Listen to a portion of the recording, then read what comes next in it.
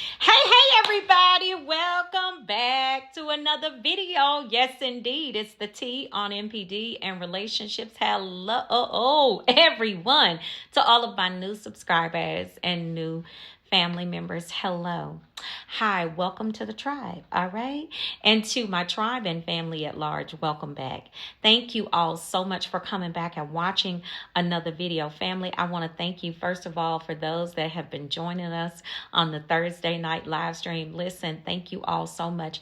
We are having some great conversations on that Thursday night live stream. I want to admonish you. Those of you that are not joining us on the Thursday night live stream, why? If you say you want to get to that place of healing and wholeness, this is your opportunity to do that, family. I want y'all to understand it is so important for us to definitely take advantage of that Thursday night live stream because we want to make sure that we get to the meat of the matter. Y'all, this is where I tell y'all it's the crux of the conversation. Having those deep conversations with the soul, about the soul, to what? Repair the soul, okay? Because the soul houses your mind, your will, and your emotions.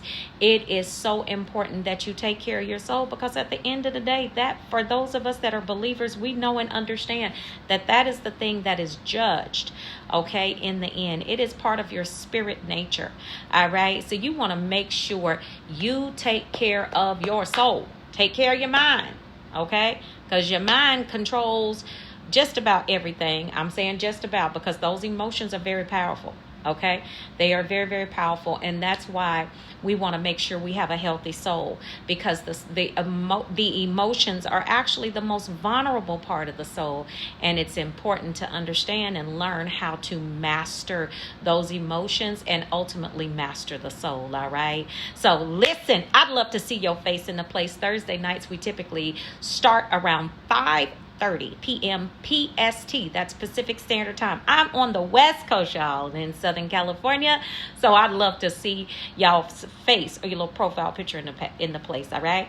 Okay, y'all know what I'm about to ask y'all for. What? Hit that button. Hit that like button. Hit that like button. I need y'all to hit that like button. Why? Because your girl needs your support. Yes, I do. I need your support. I need you to help us, okay? I need you to smash that like button because it is what helps the information spread throughout the algorithm. You don't want to miss it, all right? You don't want to miss the you don't want to miss the opportunity to basically offer this help and support that you found to someone else. Somebody did it for you. Somebody hit the like button for you. How about you hit it for somebody else, all right? Can y'all do that for me? You gonna partner with me? All right, I'm gonna take your word. All right, y'all. And also too, for those of you that are looking for, those of you that are in need of one-on-one coaching, I am right now taking new coaching clients. So you can email me. It's the email is pinned in the description below. All right. Last but certainly not least, y'all know I gotta plug the book. What? Indeed, y'all listen. Grab your copy of Seduced by Satan. Listen, it is pinned in the description below. Y'all don't want to miss this opportunity to grab this book, okay? It is a page turner. I told y'all, it's a showstopper. It's a jaw dropper. Baby, you want to go ahead and get in on this, all right? Grab a copy for yourself and someone else, okay? That you will thank me and they will thank me later, all right? So make sure y'all do that. Can y'all help a sister out, all right? And if you do the holiday season thing and you do your little stocking stuffers and things, maybe this is something different that you can actually place, okay, in your stocking stuffers. All right. So, all right, y'all, let's jump into this video. I'm excited, y'all. Okay, so today I want to talk about when the narcissist realize you're rejecting the face-to-face meeting. They're hoovering for a face-to-face meeting, okay? When they realize you're rejecting their face-to-face meeting request because you've given yourself closure.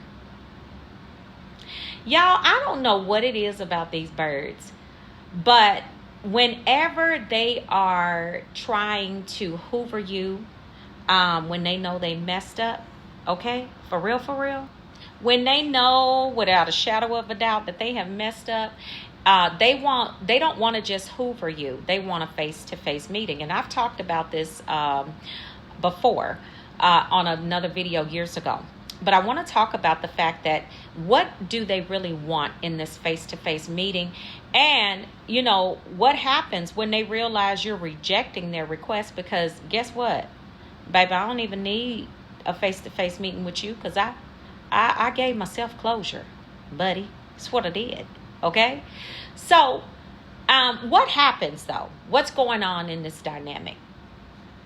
When the narcissist is basically trying to, they want to come in contact with you, not just verbally over the phone, but they're wanting a face-to-face meeting with you.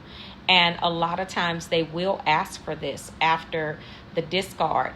Usually the narcissist is not requesting a face-to-face meeting unless you were a primary supply and they know that they've jacked this whole situation up. They are very much so regretting what they've done. Okay. So when you actually begin to look at the whole situation and how they want this to play out, when you actually when you receive that call or you get that Hoover, sometimes a lot of y'all have them blocked.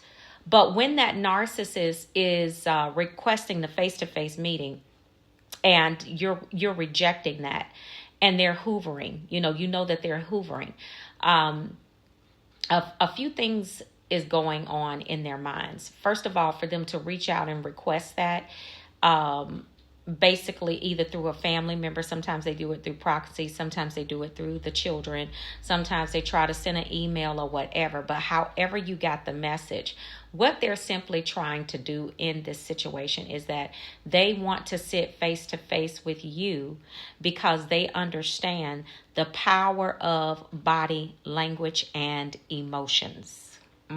Let's go deep. Let's go deeper. Okay, so it's easy to hang up a phone call whenever the situation or the conversation goes sideways, right? But if I'm sitting face to face with you, that's not so easy. It's not easy when you're sitting face to face with a person to just like, you can't just hang up the phone on that person and walk away. That's what the narcissist knows and understands, okay? And because they know how powerful that interaction is, that physical interaction is, that's why they want to meet with you. They want to sit across from you. And what they'll say is that when they're trying to get this meeting with you, they'll say something like, well, you had talked about, us, trying to get some closure, trying to talk about the situation. We don't have to necessarily be enemies. I don't think that's a good idea. We can be friends and, we can work this out. We don't have to be enemies. I mean, I know it's over and we're not going to be together, or that's what it is right now, but we can work, let's try to work out some type of amicable situation. We don't have to be like this. This is what the narcissist is saying. Okay, so this is their reasoning, when they're trying to get that Hoover and they're trying to get that face-to-face meeting with you. And, they want to sit across from you. They want to watch your body language. They want to see how you react to their touch. If they reach out to touch you, are you going to pull your arm back or your hand back? Are you going to, if you meet them at a restaurant, are you going to allow them to open the door for you? Are you going to be standoffish? What is your body language telling them at that particular time? Because all of this feeds into, they're recording all of this information in their mind to see how they're going to take their next step. You understand what I'm saying? This is why they want the meeting. This is why they want you to not just get on the phone and talk to them. They don't want to hoover you like that. They want to hoover you and they want to get a meeting. Let's sit down and let's talk. Okay, about this. But it's not going to be you talking about it or making sense out of the situation. What it is it's going to be the narcissist sitting there trying to basically manipulate you and to make you think that it was either a misunderstanding or everything was all your fault, or it was the fact that, you guys didn't understand each other, not just that it was all your fault, but some of it was their fault too. Sometimes they'll go in that direction, just depending on how you're moving at that moment. Okay. But here's the big thing. When they are asking for this and, they're trying to explain their case or whatever, and you basically say, no, bruh. I don't want to talk to you. I don't want your closure. I don't even care. Look, I don't even care what you have to say about it or what you want to say about it. All of that does not matter to me. It just don't matter. It is what it is. Whatever happens whatever has happened, it has happened. So basically you're telling that narcissist at this point, no, I don't want to meet with you and I don't want to have a conversation with you. Well, the narcissist is going to try to wear you down. They're going to try to wear you down. And this is for people who have probably not blocked them, or maybe you did and you're communicating that with them on email, or maybe a family member or whatever. But at any rate, you basically reject them and say, no, I'm not going to meet with you. Baby, let me tell you something. When you do that, that right there sends shockwaves through their system. Okay? Because number one, they're understanding, okay, the way that I wanted to manipulate this person face to face and possibly try to get them to go home with you, get you to go home with the narcissist, or get you to let the narcissist take you home or get a room somewhere or whatever. Because, they're always trying to, when they want physical face to face, they don't want just physical face to face. They're trying to work up on something. Okay, because these birds right here, they real slick. They wanna work up on something. So when you basically reject that and you're telling them no, you send shockwaves through their system, because they're sitting back like, wait, what happened in this whole situation? Now, I lost control of everything. I thought me discarding this person, because what they thought that you were so codependent, and they thought that you were so distraught by the way that they discarded you, that you were sitting there waiting for them to come back. Waiting for them to come back, waiting for them to say, okay, I want to have a conversation with you. And, this is what the narcissist is thinking. Because remember how they left. They left like some of y'all got ghosted. Okay? Some of y'all got ghosted. Some of y'all left in. Some of you all got discarded. You were discarded in the heat of a argument and a disagreement with the narcissist, and you never got really time to discuss it. And they're like, oh, that's it. I'm done. I'm done. It's over. And they just gone. Right? So the narcissist is sitting there and said, wait a minute, I left this thing like I've been leaving it open. I left a crack in the door on purpose. Oh, but this what happened this time. This time, it was the last straw. So when the narcissist realize you gave yourself closure, they know that because you're telling them no. And they also know that because guess what? Now they have no more communication with you. Basically, you've let them know, no, I don't want to have a face-to-face meeting with you. Not now, not never. And baby, you go on about your business. You hurt, you go through the pain, you cry, you scream, you yell, you do what you have to do. But baby, when you resurface on social media or wherever it is that the narcissist may see you, or they flying monkeys or family, baby, you looking like new money. You looking like you don't have a care in the world. Even if you, I don't know how you might have gotten through your situation, maybe therapy, maybe a life coach, friends, or whatever. But the narcissist, when you resurface, the narcissist is looking at you like, uh-oh. Yeah, that connection is gone. They're looking at you and they can tell that there is no more emotional connection with you, period. They know that. You don't look worried. You don't look stressed. You don't look like you waiting on them to call or reach out. You don't look like any of that. Y'all, let me tell you something. When a narcissist, first of all, the fact that you rejected them is like really dealing with their ego. Okay, that's first off.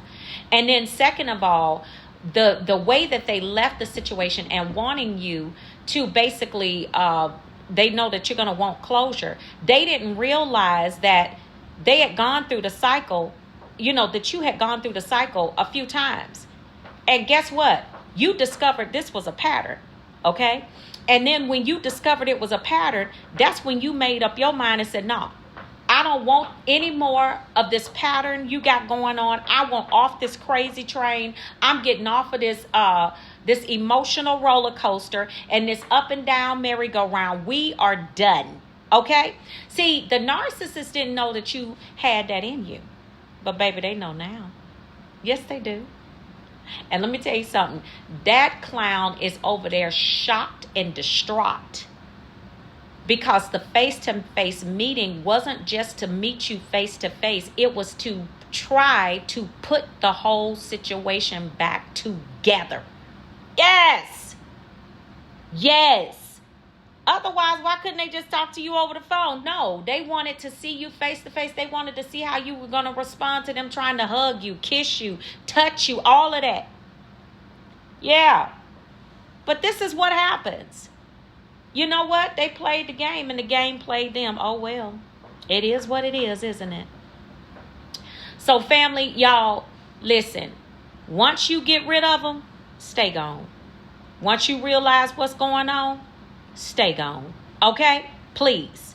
All right? So, y'all be real good to yourselves. All right, family? And I will see you all on the next video.